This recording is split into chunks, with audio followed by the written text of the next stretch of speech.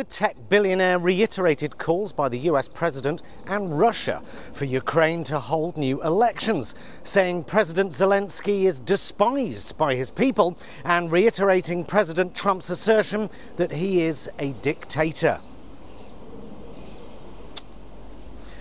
Neville Chamberlain must be must be down there now, thinking at last a bigger fucking pussy than I was, because at least Neville Chamberlain didn't come back reading from a bit of anti-Czech propaganda that Hitler had written for him.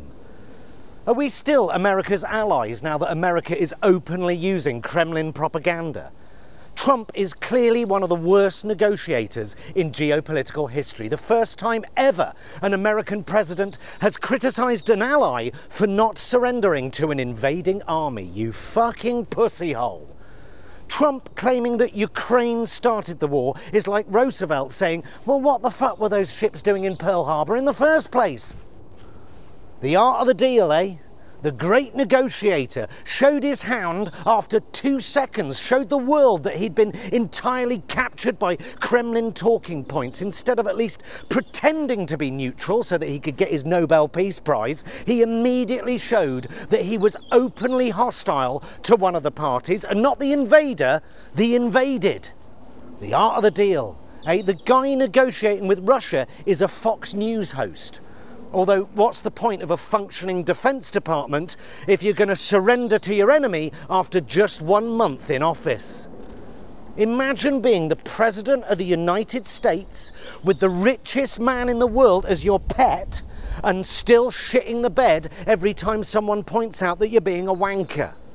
And you can tell that Trump doesn't actually think Zelensky is a dictator because his nose isn't nestled up Zelensky's anus whilst giving him a reach around like he does with real actual dictators.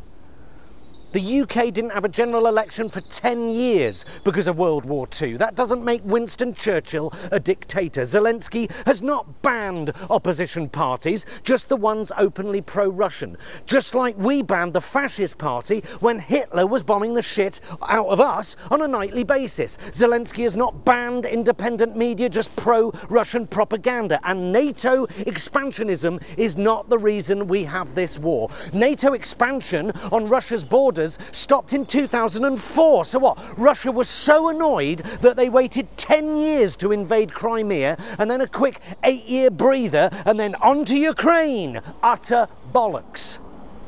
And now let's see what the UK's favourite fag-smoking everyman MAGA flag shagger Nigel Farage has to say on the matter. Oh no, he's not available for comment because he's on a plane flying off to a Trump cheerleading conference in Washington to share the stage with Liz Truss, Steve Bannon and Elon Musk, who's holding a chainsaw. Oh no, we've got him on the line. Over to you, Nigel. Well, I think you find, if you know your history, we did have elections during the Second World War, so yes, Nigel. You're quite right. But we waited until Hitler had blown his fucking brains out, you disingenuous, cowardly, boot-licking, Trump line-towing, cock-sucking coward. Any other comments, Nigel Farage? Well, I agree with Donald Trump. Ukraine must have elections as soon as possible. Very well. And let me ask you this, Nigel Farage, you cowardly, cock-sucking cocksucker. How on earth is Ukraine supposed to have an election with 6 million of its people displaced? Russian drones attacking them every single day, with 3.5 million Ukrainians living under an illegal Russian occupation. Hello? Hello, cocksucker? No, he's gone.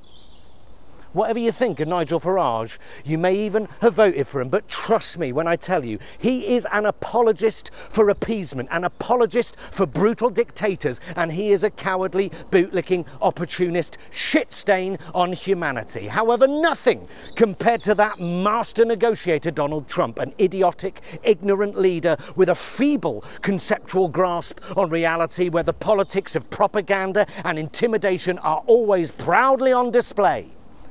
Trump and his minions, including Farage, have betrayed Ukraine, betrayed a people who have courageously fought to defend their land against a bully and a murdering tyrant. And the result is an emergence of a new US-Russian axis, the end of the Western alliance, because Trump is annoyed that he was publicly called out on his lies.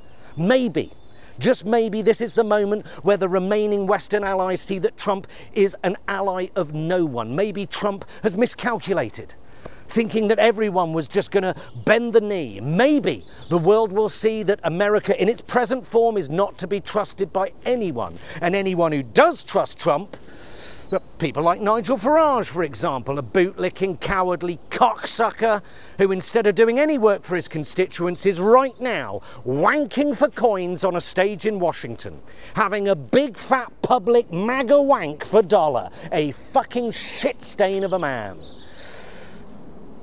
Well, quite a week. Trump has always been unpredictable, but this week has turned Western geopolitics on its head.